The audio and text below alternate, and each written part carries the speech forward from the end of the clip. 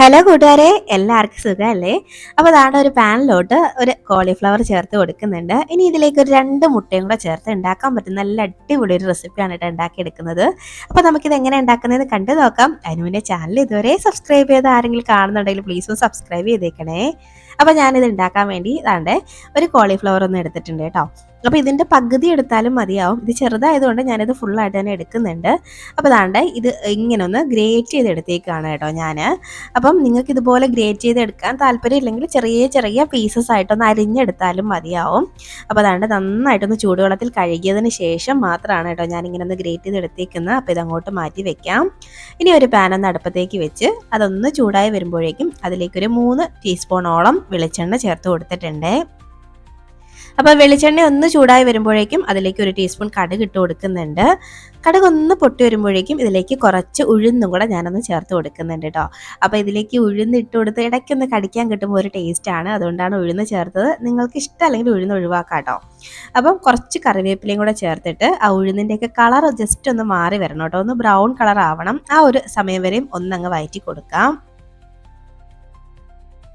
അപ്പോൾ അതാണ്ട് ഒന്ന് ബ്രൗൺ കളറിലോട്ട് എത്തിയിട്ടുണ്ട്. അപ്പോൾ ഈ ഒരു സമയമൊക്കെ ആകുമ്പോഴേക്കും നമുക്കിതിലേക്ക് ഒരു സവാള ഒന്ന് ചെറുതായിട്ട് നുറുക്കിയെടുത്തത്, ചെറുതായിട്ട് അരിഞ്ഞെടുത്തതാണ്, അതങ്ങോട്ട് ചേർത്ത് കൊടുക്കുന്നുണ്ട്. ഇനി ഇതിലേക്ക് ഒരു പച്ചമുളക് ഒന്ന് ചെറുതായിട്ട് അരിഞ്ഞതാണ്, അതും കൂടെ അങ്ങോട്ട് ചേർത്ത് കൊടുക്കാം. ചേർത്തിട്ട് എല്ലാം കൂടെ നമുക്കൊന്നങ്ങ് വഴറ്റിയെടുക്കാം. ജസ്റ്റ് ഒന്നങ്ങ് വെന്ത് കിട്ടിയാൽ മാത്രം മതി, ഒരുപാട് നേരമായിട്ട് വഴറ്റി കളറൊന്നും മാറ്റണ്ട. അത് ഈ സവാളയൊക്കെ ഒന്ന് വഴണ്ട് ഒന്ന് ട്രാൻസ്പെറൻ്റ് ആയിട്ട് വരണം, അതുവരെ മതിയാവും. ഇപ്പോൾ ദാണ്ടെ സവാളയ്ക്ക് ഒന്ന് റെഡി ആയിട്ടുണ്ട്. അപ്പോൾ ഈ ഒരു സമയം വരെ വഴറ്റിയാൽ മതി. ഇനി ഇതിലേക്ക് നമ്മളിവിടെ ഗ്രേറ്റ് ചെയ്ത് വെച്ചേക്കുന്ന നമ്മുടെ കോളിഫ്ലവർ ഉണ്ടല്ലോ, അത് ഇതിലേക്ക് ചേർത്ത് കൊടുക്കാം. കോളിഫ്ലവർ ഇങ്ങനെ ചെറുതായിട്ട് ഗ്രേറ്റ് ചെയ്തിട്ട് ഇത് കാണുമ്പോൾ നല്ല രസമാണ് കേട്ടോ, ഇങ്ങനെ കഴിക്കാനും നല്ല രസമാണ്. അപ്പോൾ ദാണ്ടെ എല്ലാം ഞാൻ ചേർത്ത് കൊടുത്തിട്ടുണ്ട്. തേങ്ങയൊക്കെ ചിരകി ഇട്ടേക്കുന്ന പോലെ തോന്നും കേട്ടോ. അപ്പോൾ നല്ലപോലെ ഇനി ഒന്ന് മിക്സാക്കി എടുക്കാം. അപ്പോൾ എല്ലാം കൂടെ ഒന്നങ്ങ് മിക്സാക്കി കൊടുക്കാം. ഇതങ്ങനെ പുതുമയുള്ളൊരു റെസിപ്പി ഒന്നും അല്ല കേട്ടോ, ഇത് ഞാൻ ഉണ്ടാക്കിയപ്പം വീഡിയോ എടുത്ത് കാണിച്ചു എന്നേ ഉള്ളൂ. അറിയാത്തതായിട്ട് ആരെങ്കിലും ഉണ്ടെങ്കിൽ കണ്ടോട്ടെ, നല്ല ടേസ്റ്റുള്ള ഒരു ഐറ്റം ആയതുകൊണ്ട്. ഇത് മിക്കപ്പോഴും എല്ലാവരും വീട്ടിലുണ്ടാക്കുന്ന ഐറ്റംസ് തന്നെയായിരിക്കും. അപ്പോൾ അതാണ്ട് ഇതുപോലെ ഒന്നങ്ങ് മിക്സാക്കി എടുക്കുന്നുണ്ട്. അതാണ് ഇതുപോലെ ജസ്റ്റ് ഒന്നങ്ങ് മിക്സാക്കി എടുത്തിട്ട് ഇനി ഇതിലേക്ക് നമ്മൾ ആവശ്യത്തിനുള്ള ഉപ്പ് അങ്ങോട്ട് ചേർത്ത് കൊടുക്കാം.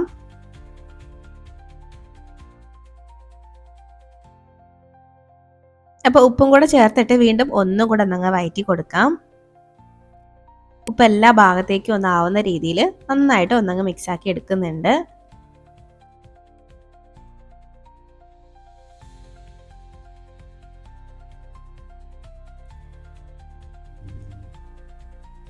ഇതുപോലെ നന്നായിട്ട് ഒന്നങ്ങ് മിക്സ് ആക്കിയിട്ട് ഇനി ഇത് വേവാനും വേണ്ടിയിട്ട് കുറച്ച് വെള്ളം ഞാനൊന്ന് ചേർത്ത് കൊടുക്കുന്നുണ്ട് കേട്ടോ. ശരിക്കും പറഞ്ഞാൽ ഇതിൽ വെള്ളം ചേർക്കണമെന്നൊന്നും ഇല്ല, പക്ഷേ എങ്കിൽ ഇത് നോൺ സ്റ്റിക്ക് എൻ്റെ പാത്രമൊന്നും അല്ലല്ലോ, പെട്ടെന്ന് തന്നെ അടി പിടിക്കാനുള്ള സാധ്യതയുണ്ട് കേട്ടോ.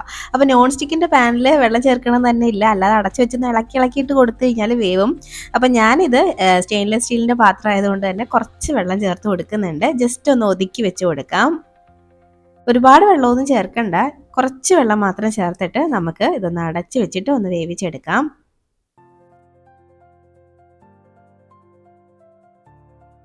അപ്പോൾ ഇതൊന്ന് അടച്ചു വെക്കാം. ജസ്റ്റ് ഒരു 6-7 മിനിറ്റ് മതിയാവട്ടോ ഇതൊന്ന് വെന്ത് കിട്ടാനായിട്ട്.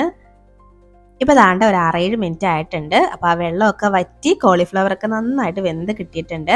ശരിക്കും പറഞ്ഞാൽ ഇത് കണ്ടു കഴിഞ്ഞാൽ നമ്മുടെ ക്യാബേജ് തോരനില്ലേ, ക്യാബേജ് പോലെ ഇരിക്കും കേട്ടോ കാണുമ്പോൾ. അപ്പോൾ ദാണ്ടെ നന്നായിട്ട് ഇതുപോലെ ഞാനൊന്ന് മിക്സാക്കി എടുത്തിട്ടുണ്ട്. അപ്പോൾ ഇതുപോലെ ഒന്ന് മിക്സ് ആക്കിയിട്ട് നമുക്കിത് സൈഡിലോട്ട് ഒന്ന് ഒതുക്കി വെച്ച് കൊടുക്കാം.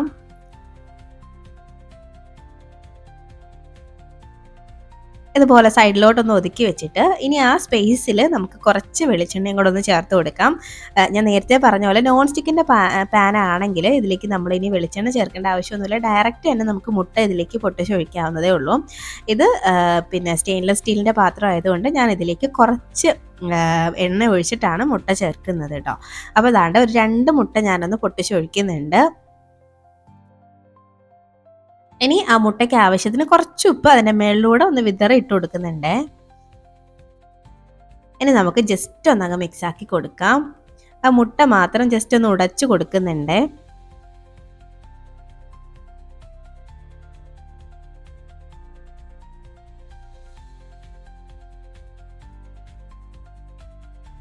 അപ്പോൾ ദാണ്ട ഞാനൊന്ന് ഉടച്ചു കൊടുത്തിട്ടുണ്ട്. അപ്പോൾ ഈ മുട്ടയൊക്കെ കുറച്ചധികം വെന്തിട്ട് നമുക്ക് ഇങ്ങനെ ഒന്ന് ചിക്കി എടുത്താലും മതി. അപ്പോൾ അത്യാവശ്യം വലിയ പീസസായിട്ട് കിട്ടും. എനിക്കിപ്പോൾ അതിൻ്റെ ക്ഷമയില്ലാത്തത് കൊണ്ട് ഞാൻ ഇപ്പം തന്നെ അങ്ങ് ചിക്കി എടുക്കുകയാണ് കേട്ടോ. അപ്പോൾ അത്യാവശ്യം വലിയ പീസസ് ആയിട്ട് മുട്ട കടിക്കാൻ കിട്ടണം എന്നുണ്ടെങ്കിൽ കുറച്ച് സമയം ഒന്ന് വെയിറ്റ് ചെയ്താൽ മുട്ടയൊക്കെ ചെറുതായിട്ടൊന്ന് വെന്തതിന് ശേഷം മാത്രം ഇതുപോലെ ഒന്ന് ഇളക്കിയിട്ട് കൊടുത്താൽ മതി. അപ്പോൾ ഞാനിതുപോലെ ഇപ്പം തന്നെ അങ്ങ് മിക്സാക്കി എടുക്കുകയാണ് കേട്ടോ.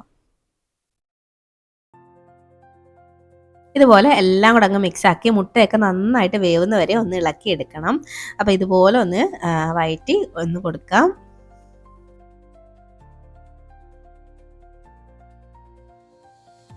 അപ്പോൾ അതാണ്ട് നമ്മുടെ മുട്ടയും കോളിഫ്ലവറും എല്ലാം നന്നായിട്ട് യോജിച്ച് വന്നിട്ടുണ്ട്. നന്നായിട്ട് വെന്തും കിട്ടിയിട്ടുണ്ട് കേട്ടോ. അപ്പോൾ ഈ ഒരു പാകം വരെയാണ് ഒന്ന് വഴറ്റി എടുക്കേണ്ടത്. അപ്പോൾ ഇത്രയേ ഉള്ളൂ നമ്മുടെ പരിപാടി. നല്ലൊരു മുട്ട കോളിഫ്ലവർ തോരൻ, നല്ല ഹെൽത്തി ആയിട്ടുള്ള ഒരു ഐറ്റം ആണ് കേട്ടോ. ചോറിൻ്റെ കൂടെയൊക്കെ കഴിച്ചു കഴിഞ്ഞാൽ കഴിച്ചുകൊണ്ടേയിരിക്കും. പ്രത്യേകിച്ച് കോളിഫ്ലവർ ഒക്കെ ഇഷ്ടമുള്ളവർ ഉണ്ടാക്കിയെടുക്കാൻ പറ്റിയൊരു ഐറ്റം ആണ് കേട്ടോ. കോളിഫ്ലവർ ഇഷ്ടമല്ലാത്തവർ വിട്ടേക്ക് കേട്ടോ, ഉണ്ടാക്കണ്ട. അപ്പോൾ അതാണ്ടേ നമ്മുടെ തോരൻ ഇവിടെ റെഡി ആയിട്ടുണ്ട്. അപ്പോൾ ഇത് ചോറിൻ്റെ കൂടെ മാത്രമല്ല കേട്ടോ, നമുക്ക് വേണമെങ്കിൽ ചപ്പാത്തിൻ്റെ കൂടെയൊക്കെ കഴിക്കാൻ പറ്റിയ ഒരു ഐറ്റം ആണ്. അപ്പോൾ ഞാൻ ഈ ഒരു സമയം ഫ്ലെയിം അങ്ങ് ഓഫ് ആക്കുകയാണ്. നമ്മുടെ ടേസ്റ്റി ആയിട്ടുള്ളൊരു തോരനാണ് കേട്ടോ.